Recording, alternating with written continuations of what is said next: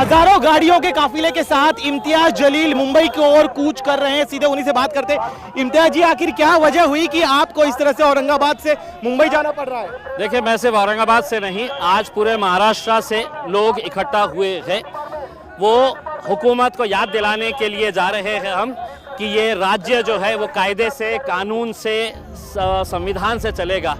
जिस तरीके से जाति, धर्म और मज़हब के नाम के ऊपर गंदी घटिया राजनीति खेली जा रही है, स्टेज के ऊपर खड़े रह के मुसलमानों को गाली दी जा रही है, हमारे धर्म के ऊपर गाली दी जा रही है, कोई कार्रवाई नहीं हो रही है, पुलिस खामोश बैठी हुई है, सरकार प्रशासन है तो इसको बढ़ावा दे रही है। और अफसोस के साथ कहना पड़ रहा है कि अदालतों से जो उम्मीद थी कि अदालत ने इसके बारे में कोई सख्त रवैया अपनाना चाहिए, वो भी जब खामोश नज़र आ रहे हैं तो हमें मजबूरन सड़क के ऊपर उतर के हमें कहीं ना कहीं सरकार को जगाने के लिए हम जा रहे हैं, उन्हें संविधान की एक कॉपी देने के लिए जा रहे हैं। आप कह रहे हैं सरकार को जगाने के लिए जा रहे हैं, लेकिन आप बताइए आखिर इतना बड़ा हजारों गाड़ियों का काफिला आप अरेंज कैसे कर पाए?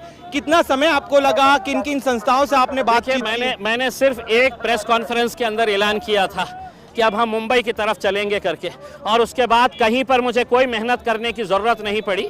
आज आप देखेंगे इतना सारा हुजूम जो है वो इस बात की गवाही दे रहा है कि लोगों के अंदर कितनी नाराज़गी है।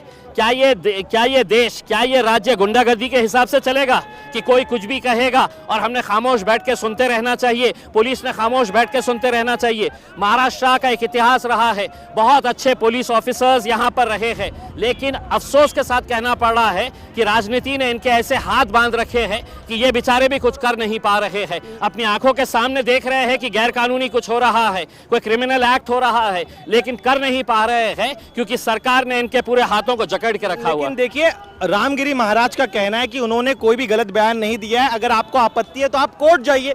आप इस तरह से सड़क, पूरी समृद्धि एक्सप्रेस हाईवे है वो पूरा जाम हो गया है। रामगिरी महाराज आपके लिए हो सकते हैं, ये ऐसे गुंड कहा जाता है, हमारे लिए महाराज नहीं, उन्हें कहा जाता है। ऐसे गुंड प्रवृत्ति के लोग भगवा चोला ओढ़कर कैसे धंधे करते हैं ये आपने देखे होंगे। आसाराम बापू के सामने है तो पैरों के ऊपर पड़े रहते थे, लोटांगन करते थे, आज जेल में पड़ा हुआ है। ये भी जो है ये एक घटिया किस्म का आदमी है जिसकी मानसिकता घटिया है, और प्रवचन के दौरान इंसान ने इंसान की हैसियत से कैसा जीना चाहिए करके ये बताया जाता है। तुम्हारा धर्म खराब, तुम जिसको मानते हैं वो खराब, ये सब बातें हैं तो नहीं सुनने के लिए लोग आते हैं करके। तो इसको बुलाया गया है कि तू बोल ऐसा, हम चाहते हैं कि महाराष्ट्र का माहौल खराब हो करके। और उसी दिन महाराष्ट्र के मुख्यमंत्री आकर इनकी पीठ थपथपाते और कहते हैं कि यांचे केशाला मैं हाथ लाऊ देणार नहीं, इनके बाल को भी मैं धक्का नहीं लगने दूंगा। सोचिए, जो मानसिकता इसकी है वही मानसिकता सरकार की भी है। आप कह रहे हैं सरकार जो है रामगिरी महाराज का साथ दे रही है, लेकिन दूसरी दलील, खासतौर पर मुख्यमंत्री का एक बयान भी मैं आपको याद दिला दूं, जब उन्होंने कहा था कि इनके बाल को भी जो है हम ठेस पहुंचने नहीं देंगे। ऐसे में क्या इस तरह से इतना बड़ा काफिला लेकर जाना एक तरह से सरकार पर दबाव बनाने की रणनीति आप? बिल्कुल, सरकार सोने का नाटक कर रही है। हम सरकार को जगाने के लिए और एक संविधान की कॉपी उन्हें गिफ्ट करने के लिए आए हैं कि हमारा देश, हमारा राज्य जो है, महाराष्ट्र की एक संस्कृति हुआ करती थी। छत्रपति शिवाजी महाराज, छत्रपति संभाजी महाराज, फुले, शाहू, अंबेडकर, पुरोगामी महाराष्ट्र कहते थे। आज उसी महाराष्ट्र की हालत आपने क्या कर दी है? सिर्फ आपने राजनीतिक घटिया सिर्फ कुर्सी हासिल करने के लिए आप दंगे भड़काना चाहते हैं, आप माहौल खराब करना चाहते हैं, आप हर एक को छोड़ दिए हैं स्टेज के ऊपर कि जाओ गाली दो जिसको देना है, हम तुम्हें हाथ नहीं लगने देंगे, बल्कि तुम्हारी सुरक्षा और बढ़ाएंगे हम। बिल्कुल, आप कह रहे हैं, देखिए ये आपकी दलील, लेकिन एक और आरोप ये भी आप पर लग रहा है, चूंकि लोकसभा चुनाव में MIM का बड़ा वोट बैंक जो था वो उनके हाथ से छिटक गया और अब विधानसभा चुनाव करीब है, इसीलिए इम्तियाज जलील फिर एक बार अपने वोट बैंक को। आपकी गलत जानकारी है। MIM ने कितने सीटें लड़ी है महाराष्ट्र के अंदर, आप ये बताइएगा। उसमें हमने यहाँ पर ये जो लोग जमा हुए हैं ये कोई MIM के पूरे कार्यकर्ता है ऐसा नहीं है। हमने लोगों से कहा था कि तुम किस राजनीतिक पार्टी से ताल्लुक़ रखते हैं, कौन सी तुम्हारी जमात है, तंजीम है, हमें कोई लेना देना नहीं है। यहाँ पे बाहैसियत मुसलमान तुम आइएगा, वरना जिस तरीके की बयानबाजी चल रही है आज, महाराष्ट्र के जो हालात बन रहे हैं, उससे तो हमें ऐसा लग रहा है कि सरकार चाहती है कि कहीं ना कहीं कुछ गड़बड़ हो जाए और हमारी है तो राजनीति है तो चलती रहे, हमारी दुकान चलती रहे। आप सरकार पर आरोप लगा रहे हैं, लेकिन विपक्ष जो है महाविकास आघाड़ी, उनके कई नेताओं का कहना है कि आप और बीजेपी मिले जुले हुए हैं, चुनाव के ठीक पहले माहौल खराब करना चाहते हैं। आरोप हमने बहुत पहले भी सुन चुके हैं। उसमें आज किसी में इतनी हिम्मत नहीं है, एक आवाज़ के ऊपर इतनी पब्लिक अगर आई है तो वो मेरे नाम के ऊपर नहीं आई है, वो हमारे प्रॉफेट मोहम्मद के नाम के ऊपर आई है, जिनके बारे में गलत बयानी होने के बावजूद भी लोग उसकी तायीद कर रहे हैं, उसका सपोर्ट कर रहे हैं। लोग उनके नाम पे आए हैं, इम्तियाज़ जलील और एमआईएम के नाम के ऊपर ये लोग इकट्ठा नहीं हुए हैं। एक आरोप ये भी लग रहा है कि इतनी बड़े पैमाने पर जो भीड़ आई है, आपने सभी को इमोशनली अपील की थी कि आप जो है अल्लाह की खातिर जो है अपने पार्टी को डिफरेंसेस को भूल कर यहाँ पर आए। क्या एक तरह बिल्कुल सही है, क्योंकि मैंने जब ये ऐलान किया था तो सबसे पहले आलोचना जो है वो करने वाले कांग्रेस के और राष्ट्रवादी कांग्रेस के मुसलमान थे। वो मुसलमान थे जो आज के दिन उद्धव ठाकरे के साथ जुड़े हुए हैं। उन्हें ऐसा लगता था कि मैं कोई राजनीति कर रहा हूँ। मैंने हाथ जोड़कर लोगों से कहा कि मैं तुमसे अपील करता हूँ, हाथ जोड़कर अपील करता हूँ कि एक मर्तबा हम अपने राजनीतिक मतभेद साइड में रखेंगे और बाहैसियत मुसलमान हम आएंगे यहाँ पर सड़क के ऊपर, क्योंकि ये मेरा भी देश है, ये मेरा राज्य है, उसमें मुझे भी गर्व है आज भारतीय मुसलमान होने की हैसियत से। आप मुझे किस तरीके से, मैं क्या गालियाँ सुनने के लिए आपके बैठा हुआ हूँ यहाँ पे? कोई कायदा कानून नहीं है। जो कानून है तो नारायण राणे के लड़के के खिलाफ के लिए है, वही कानून मेरे लिए है। अगर वो बोल सकता है तो मैं भी बोल सकता हूँ, उससे अच्छा बोल सकता हूँ।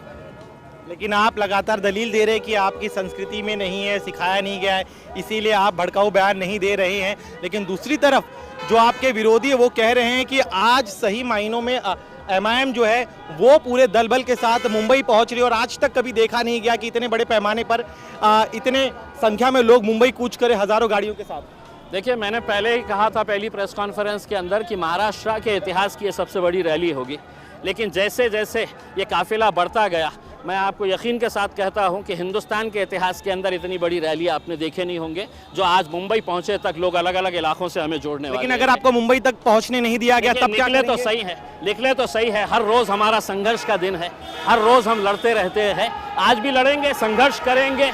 हमारा मकसद जो है पहुंचाने का, वो पहुंचाने की कोशिश करेंगे।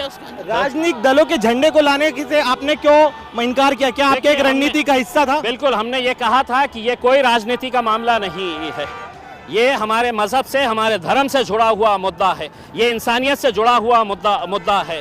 प्रॉफेट मोहम्मद जो है वो इंसानियत का पैगाम दिए हैं और आप इस तरह की बयानबाजी करते हैं। 60 एफआईआर रजिस्टर होने के बावजूद भी कोर्ट का काम नहीं था अदालत का कि अदालत ने पुलिस से पूछना कि चार्जशीट कितने उसमें फाइल हुई है, क्या एक्शन लिया गया है करके। उसमें पुलिस खामोश बैठी हुई है, हाथ बांध दिए गए हैं।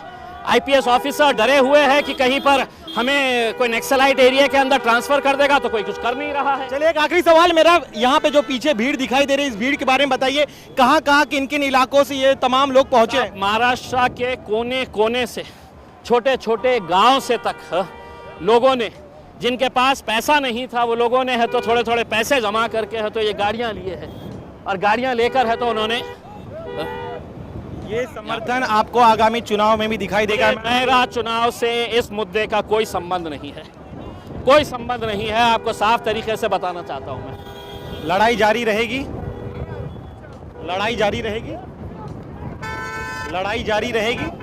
बिल्कुल, हमारा संघर्ष, हर रोज हमारा संघर्ष रहता है, आगे भी संघर्ष जारी रहेगा। एक जाने से पहले आप देखिए, हम लोग काफी हद तक आगे, लेकिन बताया जा रहा है कि बिना इजाजत आप लोग आगे बढ़ रहे हैं, ऐसे में आपको रोको? कोई ऐसी बात नहीं है। मैं पूरे लगातार 3 दिन से पुलिस अधिकारियों के संपर्क में था। मैंने पूरा पत्र व्यवहार किया था डीजी मैडम के साथ, यहाँ के कमिश्नर के साथ, पूरी इत्तला इन सबको दे दी गई थी। ये पूरे लगातार 2 दिन से मेरे संपर्क में थे, पूरा रूट हमने तय किए थे, तो ऐसी कोई बात नहीं है कि कोई परमिशन ये वो की। चलिए, शुक्रिया।